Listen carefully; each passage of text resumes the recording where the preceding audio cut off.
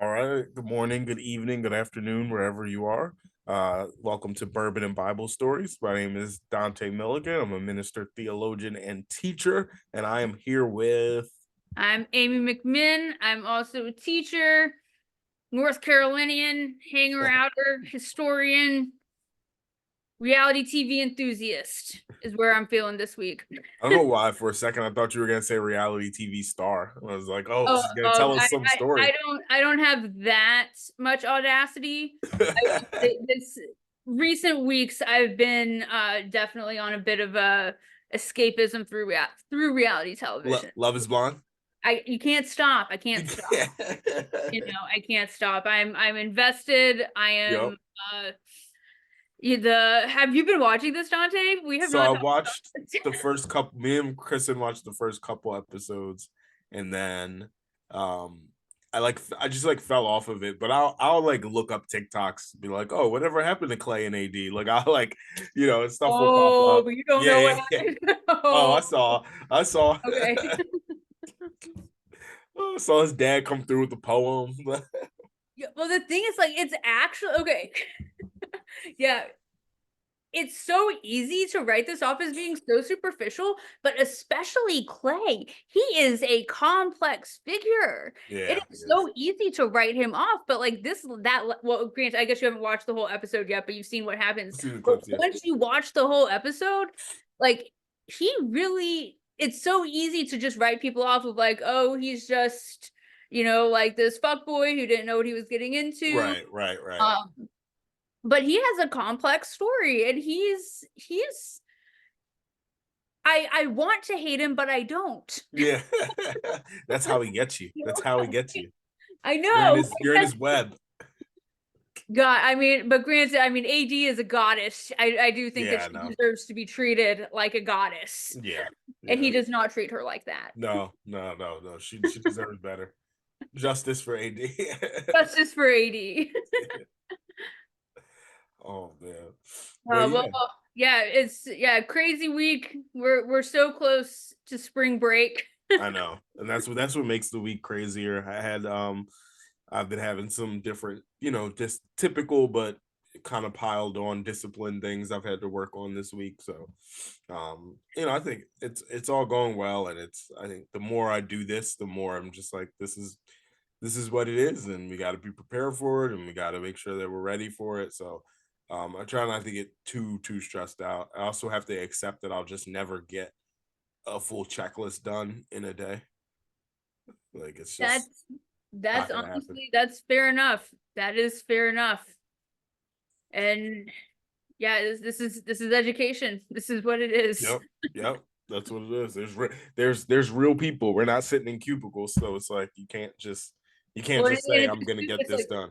as soon as you're almost done with like, three-quarters of your checklist, Hmm. you get like 17 more things to do. Yeah, yeah. You just have more stuff to add because while you were finishing this thing, still somebody was like, "So you know what? You should follow up by doing this." And you're like, "Okay, here we go."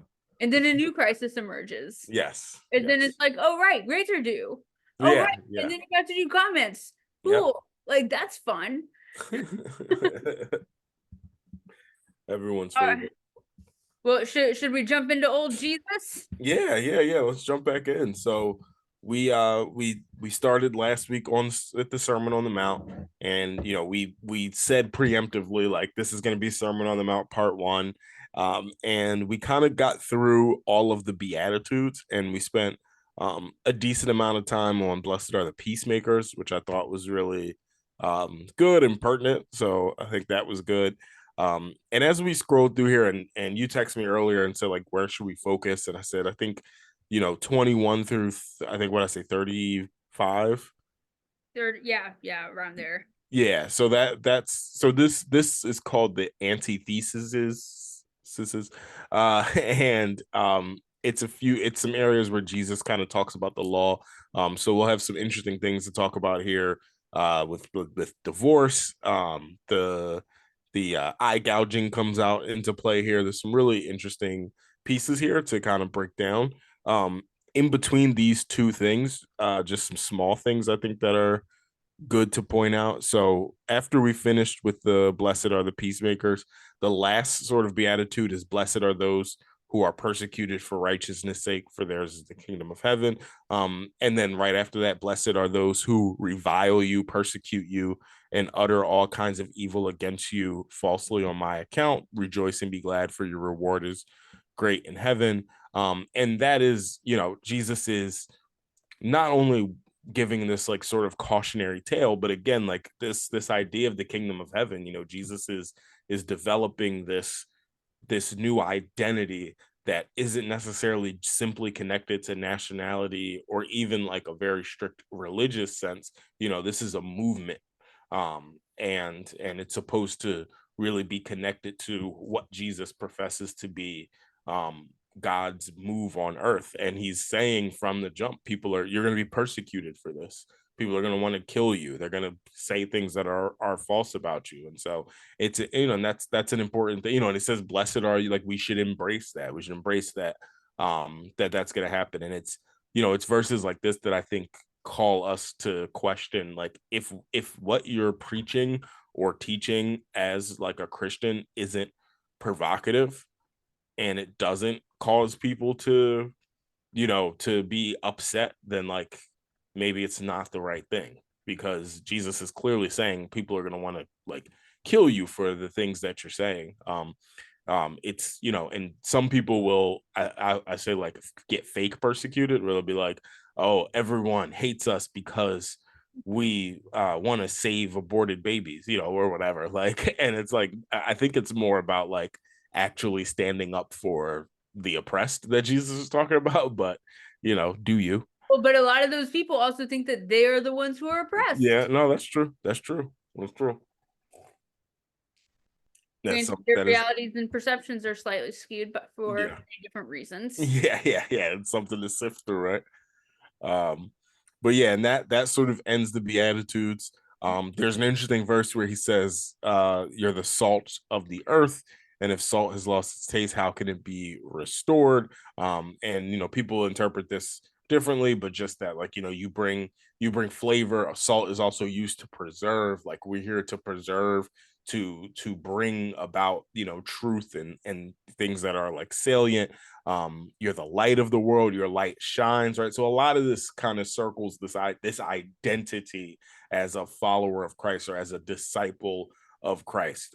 Dietrich Bonhoeffer, he wrote a book that really cites the whole Sermon on the Mountain. It's called The Cost of Discipleship, right? There's a cost to this. You're going to be persecuted. You have to let your light shine. You have to, you're supposed to be provocative. You're supposed to be annoying, right? And if we look at how some of the earliest Christians interpreted this and lived their lives, they were very much annoying. There's inscriptions from like, I think it's Tacitus and a few other like Roman officials that like talk about the earliest groups of Christians, and just how absolutely like dreadfully annoying they were.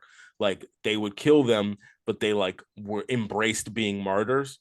So it Mhm. like made killing them like pointless, and they would like sing like songs on their way to the like gladiators, and like they would like I was self-baptize going to say themselves that in actually sounds jail. similar to what we were talking about with Nelson Mandela last week. Yeah, exactly, like. And so it was, this was really the legacy of Christians. I was reading something yesterday. I was talking about civil disobedience in Christianity, and like how it has a long history, and like Christians being imprisoned was like a very common thing for the first 300 years of Christianity. Like, it was like synonymous. And a lot of it goes back to this, like, we're going to say what's true, we're going to refuse to bow down to Caesar, all of those kinds of things, because we're members of the kingdom of heaven. Um and so as we pull out of there, I think we get to kind of where I think we'll spend our time today, which is in some really interesting places. So right before verse 21, he says, well, let's start at verse 17. He says, "Do not think that I have come to abolish the law or the prophets. I've come not to abolish, but to fulfill." This is really important, because what we're going to see starting in verse 21 is Jesus like quoting law, like Jewish law, and then seemingly changing or adding to it. So it's really important that he says here, I'm not abolishing the law. Something that Christians have done in recent years is use these verses to supersede Judaism. So they'll be like, oh, well, it used to be that way, but Jesus changed it.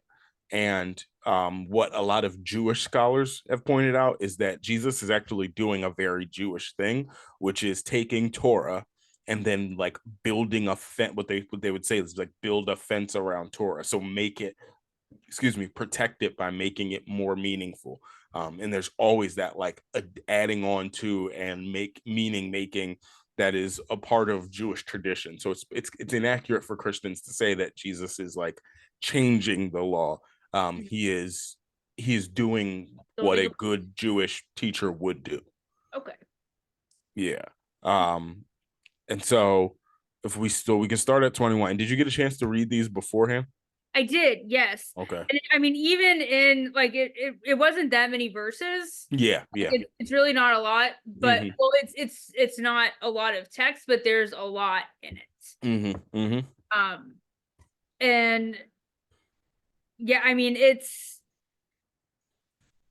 I don't even know exactly where to start with. I didn't take as many notes this week as I usually do. Um, Mm-hmm. but I guess I would like, yeah, how about you start and then I'll jump in with some questions when you get through some of these parts. I Okay, mean, yeah. I think so there's a lot before I we have this part about killing and that makes sense Mm-hmm. to me. That's fine. Um, let's see. I did have some notes. Where did these go? Um, okay, so let's see. I guess there's the killing part. This Yeah. mostly makes sense. Yeah. I don't have many questions here, but would love still your interpretation. It's Mm-hmm. we then have, this reconciliation bit, and it's I mean, I really should. I feel like at this point I need to start just referencing other versions because when you read the quotes, Yeah, yeah, yeah. It it sounds just so makes different. so much more sense. Like I sit here and read this, and like I am educated, I am well read. Mm-hmm. But when I read some of this, it's just like I don't get the point. Yeah. I can recognize I'm missing the message, but when you read the version you have, it's like, oh, duh, obviously. Yeah. Um, but there was a bit about reconciliation. Right. Right. And that's something that I'm curious to hear your interpretation on. Yeah. And this part of divorce, I mean, last week you made like a little footnote of like, Like, oh, hold on. this is Yeah. actually a little bit more progressive than you might think. So I'm definitely curious to hear about that because like I come from a family of divorce. Yeah. Yeah. Me It's too. Yeah. yeah, it's yeah. So Yeah. I mean Well, that's yeah. yeah, You let's take the start. lead, John. Let's You take the lead. Yeah, let's start with the murder. So it says, you have heard it said, or you have heard that it was said of those ancient times, you shall not murder, and whoever murders shall be liable to judgment. So thou shalt not murder, 10 Commandments, Torah, we're all familiar with this, right? Yeah. Then he says, but I say to you that if you are angry with a brother or sister, you will be liable to judgment. And if you insult a brother or sister, you will be liable to counsel. If you say, you fool, you will be liable to the hell of fire. Um, and so to backtrack on that, he starts with just the law says don't murder, and then he goes further to say, but if you are even angry with someone, it's just as bad as murder. You're still guilty if you insult someone, if you say something out of your mouth, and then even down it says you'll be liable to the hell of fire. This is an important footnote to make, and we'll probably have like, oh This, yes. yeah, I was gonna say we'll probably have a whole episode about hell, but just this important footnote. And this actually, most Bibles, I'll be curious if yours does. Most Bibles actually have a little footnote over hell in this place. So the word that Jesus actually uses is Gehenna, and Gehenna is the valley of uh, I'm gonna say this wrong. Genhimnom. Um, let me pull up the footnote, make sure I said that right. It's the valley of. Oh, it doesn't say. It just says Gehenna. So Either way, it does. I do have this as a footnote in mind, good. and And it does say Gehenna. I will say I have also been ignoring the footnotes after like our second episode. Yeah, yeah, I have given up on trying to interpret this yeah. bullshit. No offense That's a to good that peers, but but it that's does a good footnote. so, but it is here. But yes, Gehenna, that's how I would say it too. It says the place in the valley of Hinnom where Yes. anciently human sacrifices were offered. Yes. Okay. So good. Good. That's a good solid footnote. So this will be important, and we don't have to dig deep into it right now, but this will be important whenever we talk about like the concept of hell, because some people will read this and go, see, Jesus confirms that hell is a place you go after, like hell is real. It's a place you go after you die and you burn there forever if you're not a Christian. And that he doesn't say that here. He references the idea of hell, and what he's referencing is a very real valley, the valley of Hinnom, which is also just called Gehenna. It was anciently used for child sacrifice. That it is it Where was that is all today. to where is it today? Yeah. It's still there. Oh yeah, you can look it up. It's still there. I'm a goo. You It keep doesn't talking look, yeah, it about doesn't look so scary today, but yeah, I definitely have pictures of it. um at the time, it was associated as a place to with child sacrifice. There's a scant reference from like the 11th century that actually says that it was an incinerator, like they used to burn the city's trash there, so like there was literally a fire that never was quenched. Now there's only one reference to that, and some scholars say that that's not real, but that's still, it's interesting that there's that. And even people say like when the revolt happened in 70 CE, like the bodies were stacked in the valley, and back in ancient times when I think it was Babylon or Assyria that took over, the bodies were stacked in the valley. Like, so it's always been associated with like death and destruction, and it kind of gets paired to talk about judgment. And even in other Jewish scriptures, they talk about the valley as like a place. They use that as either a metaphor or an idea or a concept that this is a place of judgment of the wicked. And then really you just have to deal with how you define wicked, right? But that's a whole nother thing. But this is very much an allusion to a concept or a metaphor, and it's not super defined the way I think some Christians want it to be defined now, where like if you're not a Christian, you burn forever in this place. So I did just look up on Google Maps like where it is, assuming that Google took me to the right place. I have clearly Mm-hmm. not had a ton of time to vet this, Yeah, but this is in Jerusalem, and I yeah. actually like have definitely like driven past this Oh exact yeah, before. Like this is uh it's yeah, actually a nice looking valley now. yeah, so it's agreed. This is the other side of the city from where I lived. But this is right along the road to a place where there was like a health food store that some of my roommates and I would go to, and it's like this Mm-hmm. like a little fancy little market called like First Station. It is a cool spot if you can get over the fact that it's, you know, part of the occupation. Yeah, But yeah, no, it's very close to First Station, so that's kind of funny that this yeah. where they would go to sacrifice babies. Yeah, but again, and that's the story. Now, again, it's important to note, like archaeology, they haven't found like the bones of children in their archaeological digs. They haven't found evidence of it being an incinerator. So some people doubt those tales, but we do know that at the very least, this was how they viewed that area. So this just kind of gives some context to how this concept of hell began. And I think it's something for another episode, but I thought it was just important to point out. So I do have one other, okay, one question clarification from my version versus your Mm-hmm. version with Mm-hmm. the quote that you just had. So okay, so my version, so I'm at 22. Mm-hmm.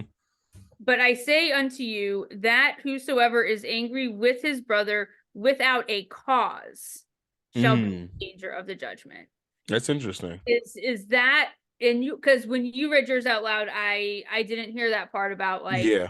you, because yours said that the version you said was like, you know, you can't be angry at your brother, but this one Yeah. said without a cause, and Yeah. I do think This that's kind of an interesting differentiation. yeah, this one just says angry with a brother or sister.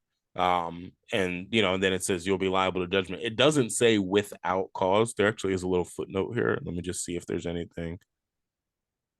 Yeah, no, it just says or is at hand. That doesn't really help us with anything. So I wonder if that's one of those additions, uh because to them it made to the translators that put that version of the King James together, it made sense, right? Like, well, of course you can be angry, you just can't be angry without cause. And actually, you know what? And I'll let me come back to that. Differentiation though. Like Yeah, that's a really big differentiation. and I actually have an idea about why that might be there, but I'm gonna finish this next couple Okay. verses and I'm gonna come back to all of them Okay. because now that makes me think of something. So all Okay. right, so let's remember that we have murder, don't murder, but if you're angry, it's just as bad as murder.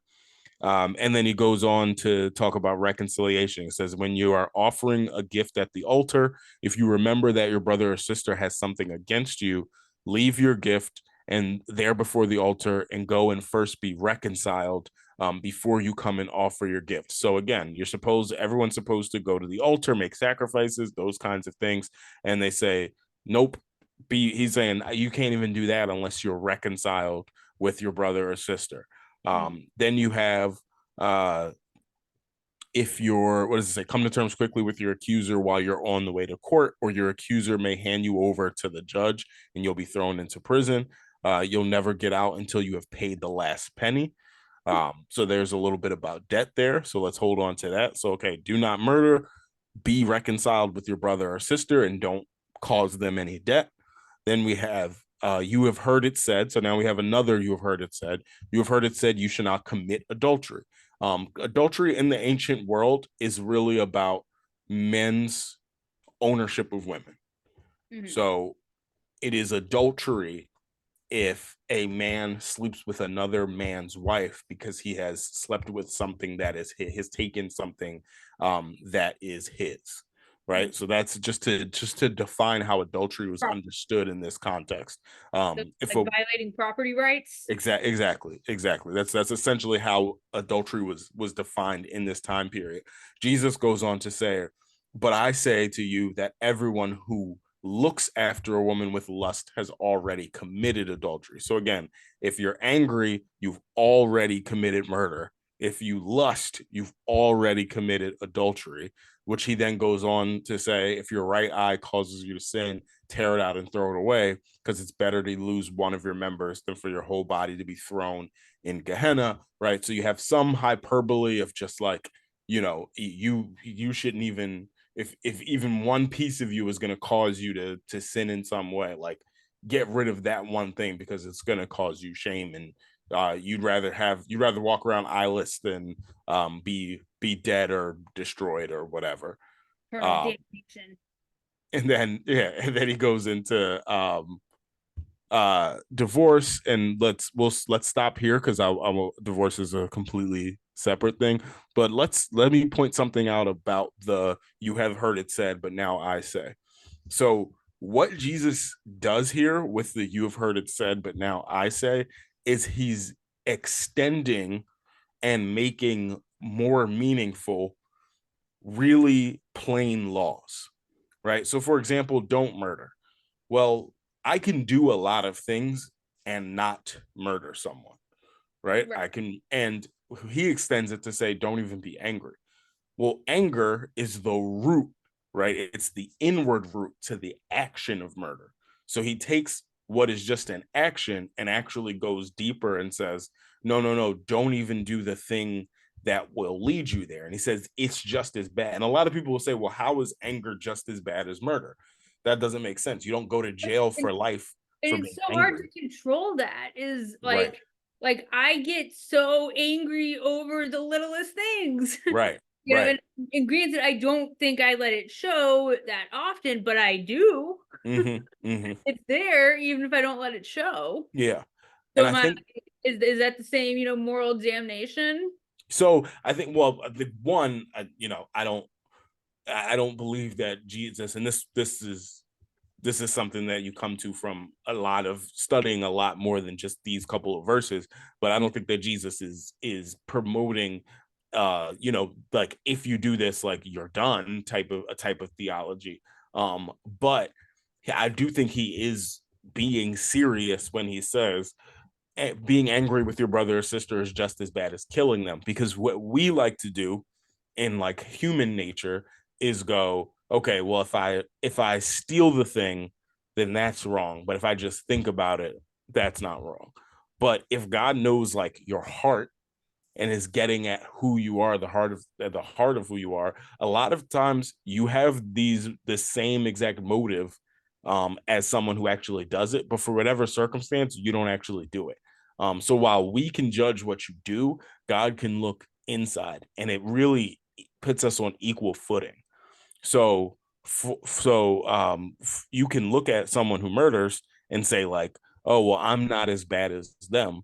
But if you consider that you've probably felt the exact same way that they felt, and if you were born in their shoes and maybe you didn't have a job or you didn't have as much to live for and you had access to a weapon and all these other kind of factors that neither of you really could control were around, you probably would do the same thing that they did, and it actually steals our right to judgment, right? And I like looking at that even more with the second one, right? So it says, don't commit adultery, right? And you can judge someone who, a man who cheats on his wife, right? But how many men are lusting after women that aren't their wife, looking at women, catcalling or, making comments, whatever, right?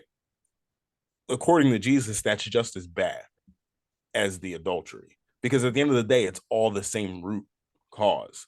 Now, for whatever reason, maybe you don't act on it, but at the end of the day, how much better are you than the man that acted on it? Like, there may be factors and things in your life that just haven't led you down the road to actually take action, but if you have that lust in you, you would.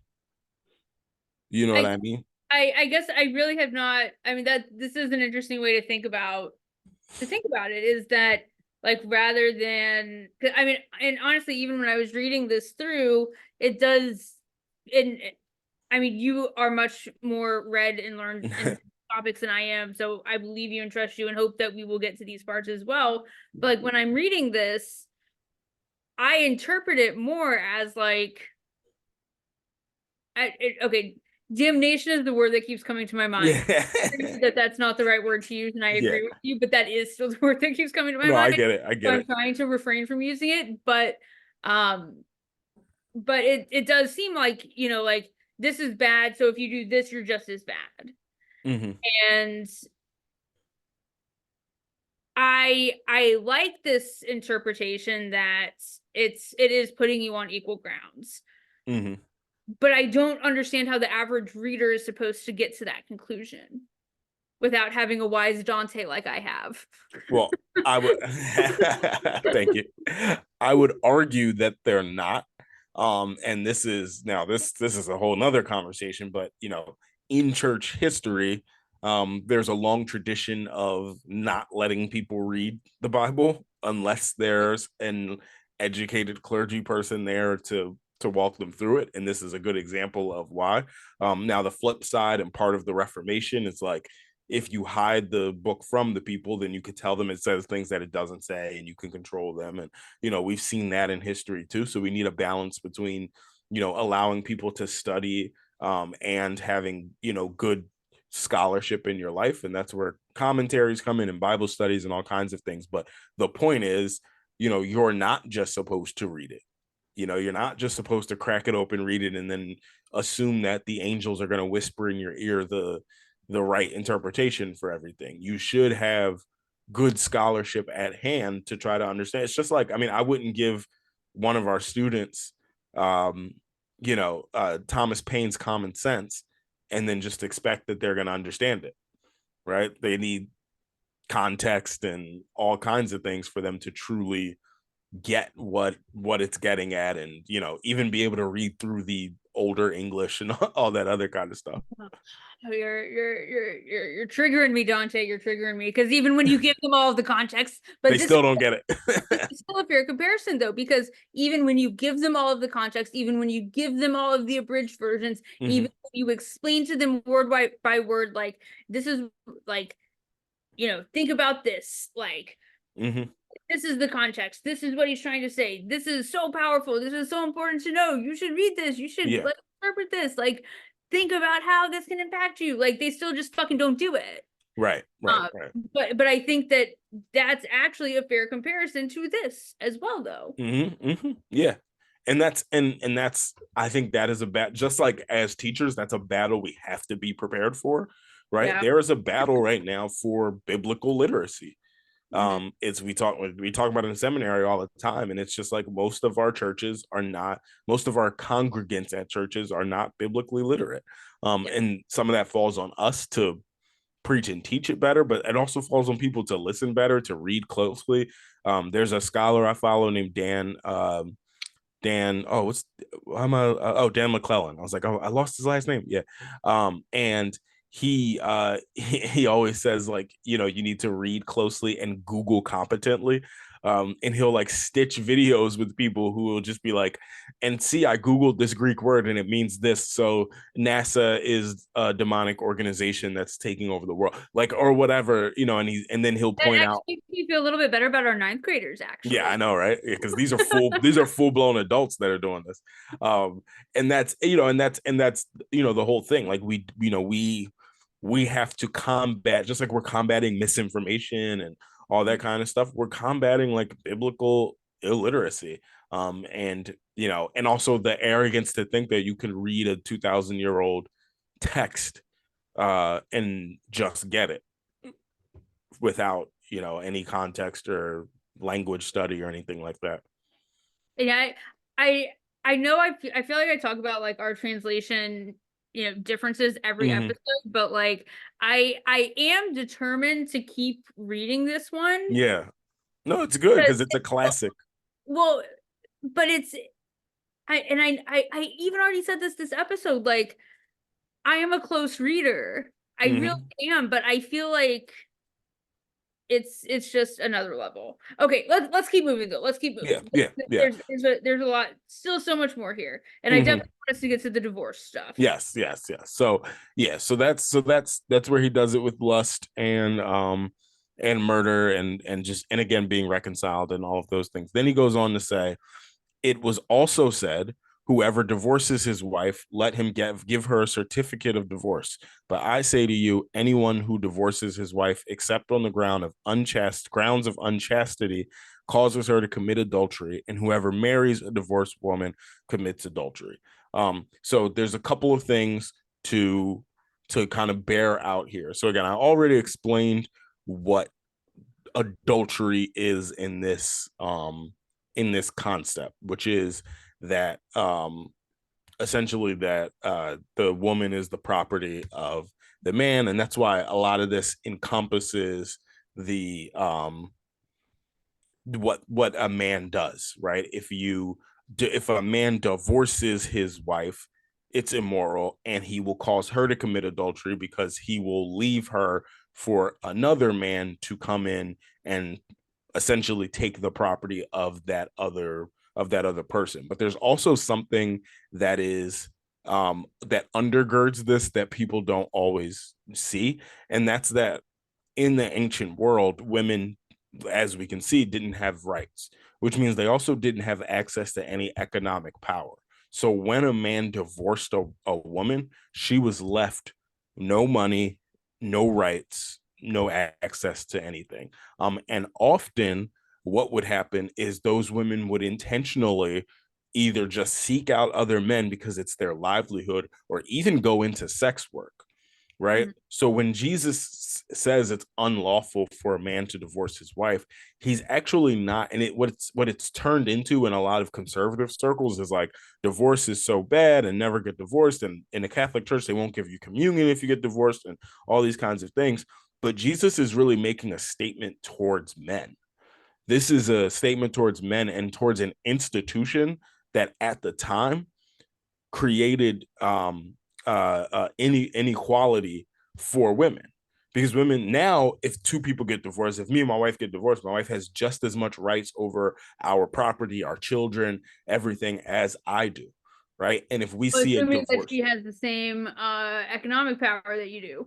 right, but even still, like she But it's there. I yeah, get that. like and even to the economic power, like theoretically she can take half of my salary, like the whole thing. Like we don't have like a prenuptial agreement that says that she can't.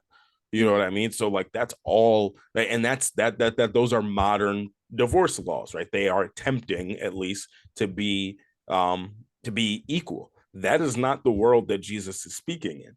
Jesus is speaking in a world that is inherently inequitable to women, and he's speaking against this inequality that causes despair and oppression for women in this particular society.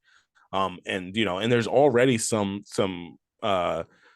language that forbids remarriage and things like that. But remember, and you line this up with Jesus's defense of sex workers, with Jesus's defense of the woman who was about to be stoned for adultery. Again, the man wasn't going to be stoned, the woman was, right? She's the one that is the adulteress. Even though she lied down with another man, they don't do anything to him. The man doesn't get cursed for his adultery, right? So Jesus is actually, for the first time, putting adultery, and even in the lust verse, he kind of does the same thing. He's actually putting it back on men of the society, which is counter to what would be typically acceptable. That's really interesting. I you are increasing my biblical literacy, Dante. Yeah. Good. This is So that yeah, I mean, and that's why I said, like I would never mm-hmm, I would never know that upon reading this. And I think this is where I get caught up sometimes with all of this. And I feel like I say this like every couple episodes that we do, that like it's sometimes just like, why am I even like engaging with this? Because I know so many people just like interpret this like in such a fucked up way. mm-hmm. Um, but it's because like this is like they're reading it how I'm reading it with no context. Right, right, right. And And it's important for them yeah, to hear our voices. and yeah, and if everyone could bring this context, yes, Yeah, yeah. we'll No, bring it's a big deal. Amp Bug, spread the word. Yeah, do us a favor, Ambuck. And so then he goes into another, you have heard it said, this is 33. And again, you have heard it said, those of ancient times, you shall not swear falsely, but carry out vows you made to the Lord. But I say to you, do not swear at all, either by heaven, either by heaven for its throne of God, or by earth for its footstool, or by Jerusalem for its city of the great king. Do not swear by your head, for you cannot make one hair white or black. Let your word be yes, no, yes, yes, or no, no. Anything more than that comes from the evil one. Then this is a big one right here, and this will get back into some of the peace, Yeah, nonviolence talk. You have heard it said, an eye for an eye and a tooth for a tooth. But I say, do not resist an evildoer. For if anyone strikes you on the right cheek, turn the other also. If anyone wants to sue you and take your coat, give your cloak as well. And if anyone forces you to go 1 mile, go also the second mile. Give to everyone who begs from you, and do not refuse anyone who wants to borrow from you. So let's look at just those right there. Eye for an eye, that's tooth actually for a tooth. so okay. So these weren't in the numbers that you told me, but I did read these last Yeah. week. You sent them to me, and okay, even you just reading those out loud now from your version and me comparing them to my version, this is another Mm-hmm. like, god damn, like this is that's good shit. Um, Mm-hmm. Mm-hmm. oh, also side note, my mother did tell me that I should cuss less on here. As I remember that as soon as I said that. But but going back to like our conversation about peacemakers though, I mean I'm thinking of a student and I'm sure you will probably put together who I'm thinking of or mm-hmm. who I'm specifically talking of. Um but I was getting into not even an argument, but a discussion about the Truth and Reconciliation Commission in South Africa Yeah. and about this concept of forgiveness. And this kid was just so dead set about like, no. And he kept using the phrase eye for an eye. Like, Mm-hmm. you know, Mm-hmm. like if someone does this, then I have the right to do this back. Right. Like just dead set on that principle.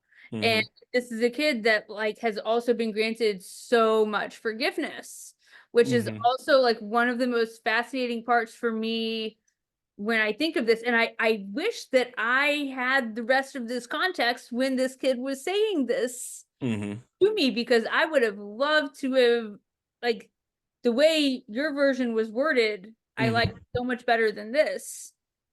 Well, and I think there's some even more interesting context to this. So a lot of times, so when you hear turn the other cheek, what has typically been your interpretation of that? I mean, I guess like, you know, if someone's coming at you, you don't engage. Mm-hmm. I think literally of like, you know, if someone is physically coming at you, Mm-hmm. you don't engage. So partially, right? But here's so let's add a little bit of context to this. So it says if anyone strikes you on the right cheek. So if Right. me and you, if I am about to slap you Yes. and I want to slap your right cheek, I'm going to use my right hand, first of all. I'm not going to use my left hand because in the ancient world, using your Oh, left that's where hand you wipe your ass, right? exactly. And that would have been you would if you use your left hand for something like this, the mind you that this is all the it doesn't say this, but it's presumed that all of these actions are happening publicly, right? Oh, And so someone using their left hand would be viewed as like you're a disgusting person. It doesn't matter who you're slapping. So we're already so presuming, the fact that you're slapping them in general isn't even like the most disrespectful. It's if you're yeah, slapping them with the shit hand, exactly, that exactly. that's even more degrading than the physical act of violence. Right. Okay. Now let's look at how one is slapped, right? So this is really about power. So if I am a Roman citizen who owns you as a slave or you're indebted to me in some way, shape, or form, I'm permitted to slap you to corporal punishment. That's Right? part of Your the day. property. Exactly. So if I'm going to slap you on the right cheek, I'm going to slap you with the back of my hand.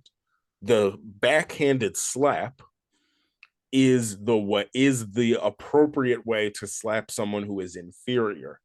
Well, if I turn my other cheek, the only way you can then slap me is to slap me with the front of your right hand, which would mean that I was your equal because you slap your equal with the front, you slap your inferior with the back.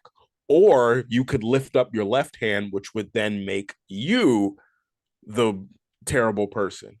So what you do by literally turning your other cheek to your superior who just slapped you is you put them in a terrible situation without using violence. You are exposing their moral inferiority. Exactly.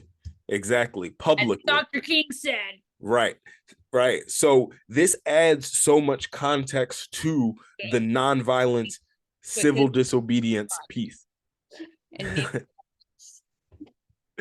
crying for like 5 minutes. But Yeah. yes, okay, still listening. Yeah, Yes. this adds so much to the nonviolence civil disobedience piece. You know, a lot of people can like wrongfully misinterpret this as like, okay, so Jesus is saying just like don't hit people, like hitting people is bad, and just run away, like just turn around. And it's like, no, this isn't an act of cowardice. It's not an act of turning around. It's not an act of running away.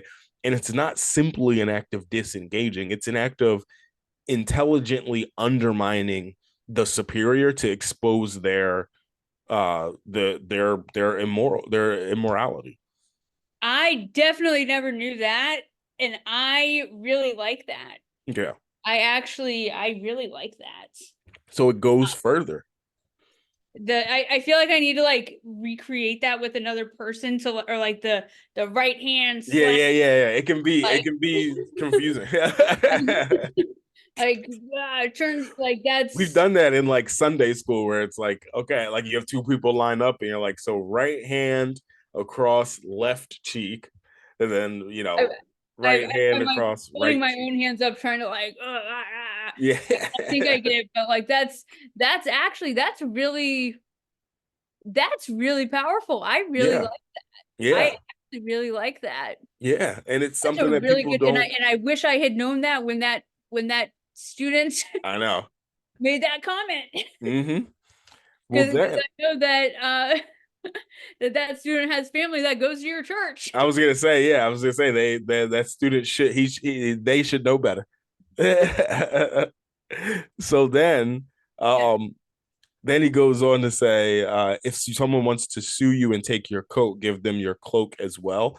So again, now we gotta add the context of what um what people wore, right? And so most people own two garments, and so there is your like tunic, and then there's like an overcoat that goes over it. That's just like a typical kind of average everyday thing. So again, you're talking about a superior who is exploiting an inferior, and they're suing you to take something that you have, and they're saying go ahead and give them your other piece that will leave them naked, right? So again, if this is public, who is shamed by the nakedness? It's not the person who's naked, it's the person who forced you to be naked, right? People are going to look at that person and go, "What are you doing?" Right? And you can think of this when you think of like the dogs and the fire hoses in the civil rights movement, right? It didn't actually shame the people who were getting hit with the fire hoses and bit by the dogs. It shamed It's literally Bull Bull exposing Connor. the Yeah, inferiority of the people who are oppressing. exactly. Like everyone, people, Also, they're like what's happening with Israel now. Like people right. are finally fucking seeing it, even Yeah, though it's been happening for decades. there's But people in it. now it's There's another level. exactly. There's Israelis who are going like, what are we doing? And I actually heard someone. Oh, I wish I could remember the name of this person. It was I want to say it was a rabbi or at least just someone who was religiously Jewish, but they were talking about the eye. They were like, even in the the eye for an eye, because that comes from Torah, the eye for an eye thing. It not even infers, it pretty explicitly states equal retaliation.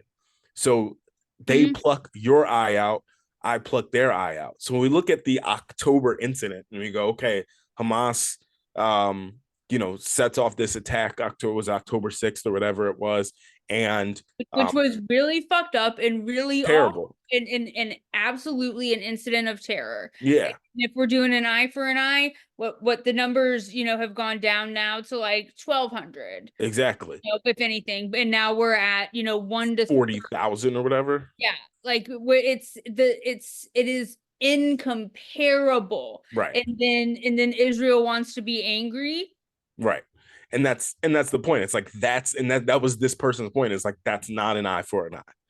Yeah. Like starting air raids and bombing hospitals and pushing people hundreds of miles south and whatever is not an eye for an eye. So it's like even under the original piece of Torah that doesn't count, let alone what if you're a Christian or if you even just look at some further interpretation, definitely doesn't fall under the turn the other cheek sort of mentality. Um, and then the last piece, so yeah, so we have the turn the other cheek, we have the give the extra piece of cloak, and then the last piece we have was if anyone forces you to go a mile, go also the second mile. So again, we need context to try to figure out what this was. So what we learn is that Roman soldiers were allowed to conscript any local person, so any like peasant person, to carry their gear for 1 mile. So a Roman soldier could come up to you and say, I'm walking this way, carry my gear, and they were only allowed to do it for 1 mile. So again, if you voluntarily go an extra mile, you've taken your power back because they can't make you do that. You've chosen to do that. And you said, no, actually, I'm going to keep going. And again, it can reflect back on them. They're not allowed to make you walk the second mile. you have forced them to in a place of, again, what society would not accept, right? It's unacceptable to force someone to go more than 1 mile, yet you have willingly gone through an extra layer of pain, which then makes everyone look at the oppressor and say, hey, what are you doing? So a lot of people will circle these verses as like Jesus's, teachings on civil disobedience in a lot of ways. And this is what Gandhi was really inspired by. This is what King was inspired by. A lot of this interpretation can be found in this book. This is a really, really good book. It's an important book in Black liberation theology. It's called Jesus and the Disinherited by Howard Thurman. And this book itself is a really important book. So this was published in, let me make sure I get my dates right. What was the original publishing date? This says 76, but I don't think that's the original publishing. All right, whatever. I'll figure it out. But Add it to my list for my books for my class next year. yeah. So this book is important because Howard Thurman goes to India, either India or South Africa, and meets with Gandhi. And he is part of Gandhi's inspiration to civil disobedience. He comes back to America. He's a professor at, I think, Boston College. Yeah, Boston College. He writes this book. He has a young student at Boston College by the name of Martin Luther King Jr. And Martin Luther King Jr. was known to carry this book around in his like back pocket for years or whatever, and it was something that he frequently referred to, and a lot of that interpretation he spells out deeply in this book here. So this is if there's a canon of Black liberation theology and peace movements and civil disobedience within Christianity, this is key to that canon. It's like this and James Cone are like, books you have to read and you must own to understand that. But yeah, I'm currently just placed my order for my copy. there you go. Fuck Amazon, but sometimes I really like it. I know, yeah, because it's gonna pop up at your door tomorrow. I will forget it if I don't. Right, right. Um, but yeah, no, it's Actually, that's really fascinating though, and I Mhm. hmm.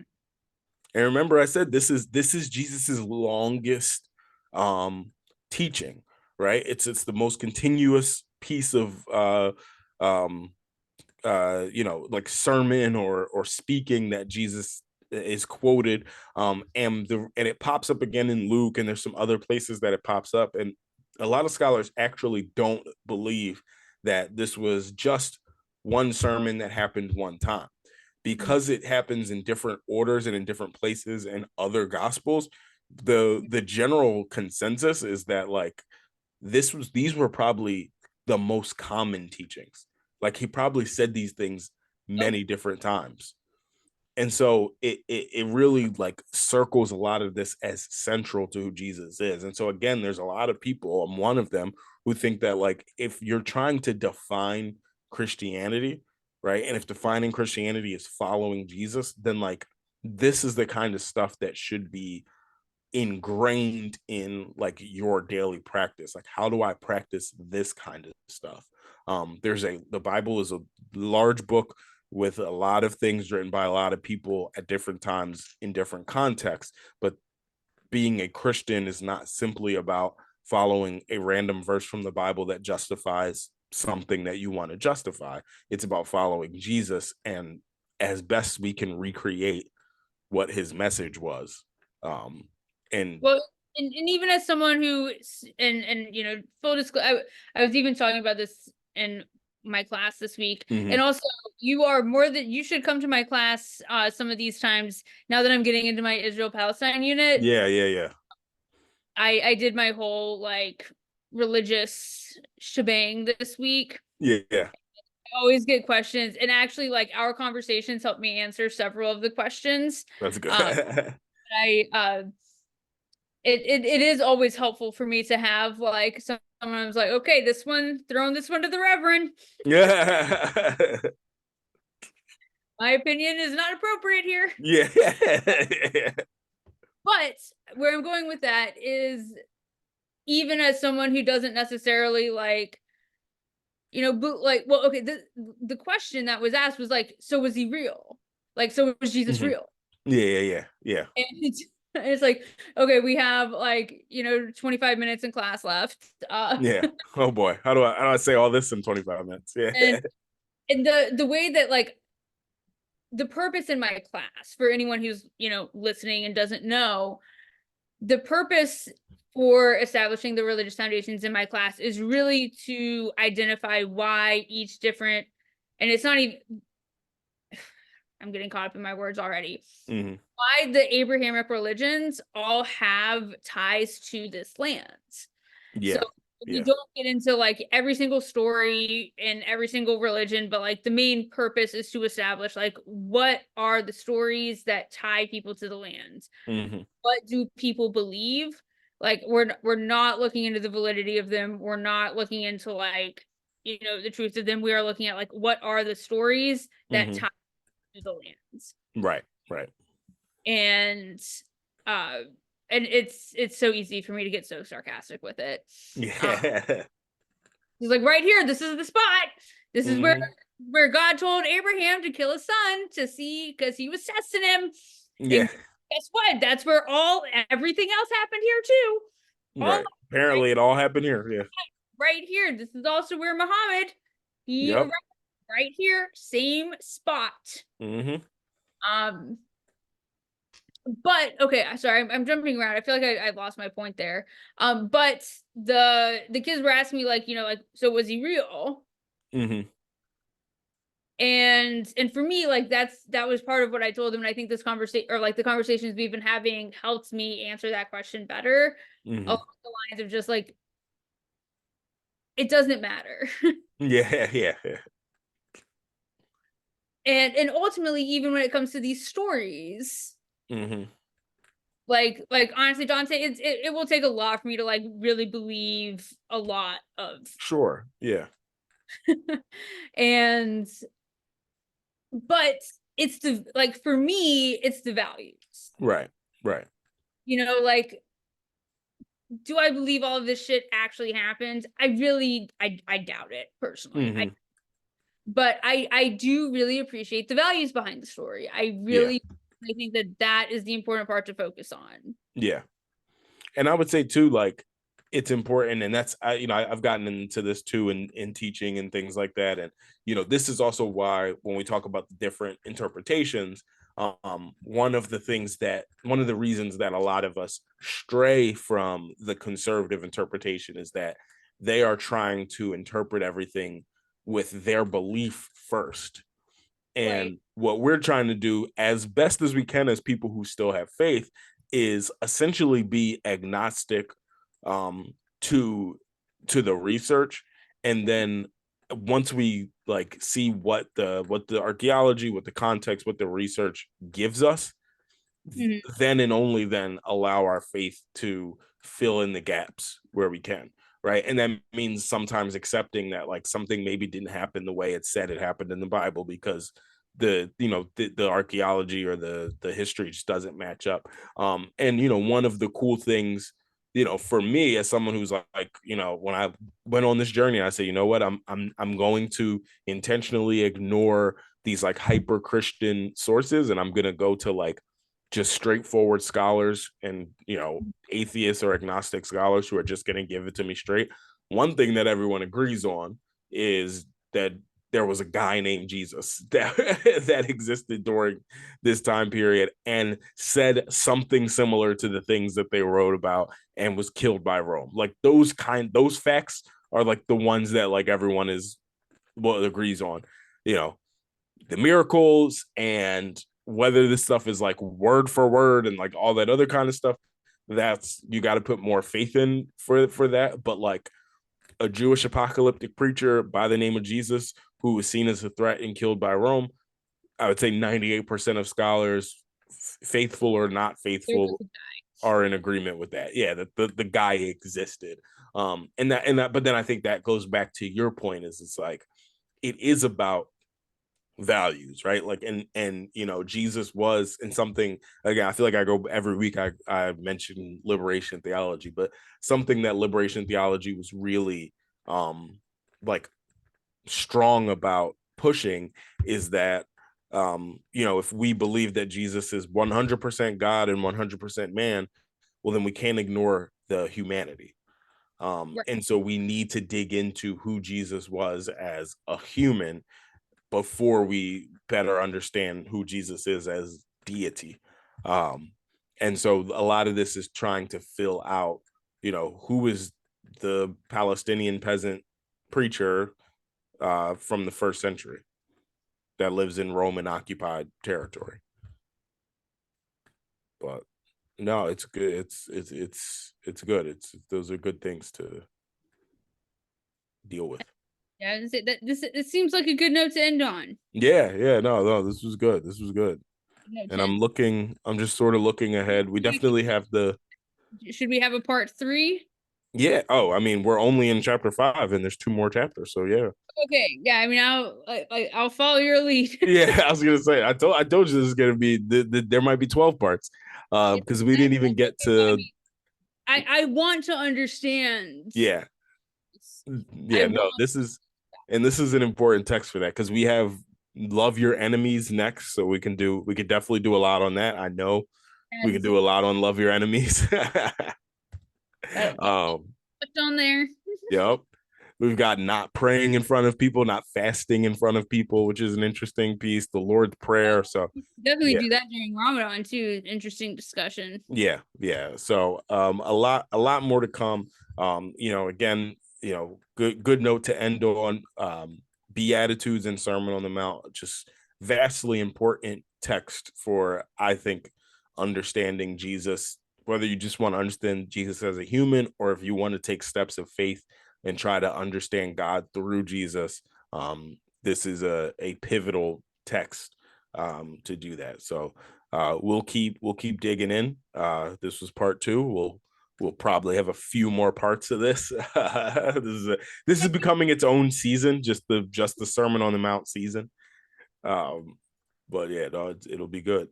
So again, you can always get us at bourbon_Bible_stories on Instagram, Bourbon Bible Stories on Yeah, you. YouTube, and Bourbon and Bible Stories on Spotify.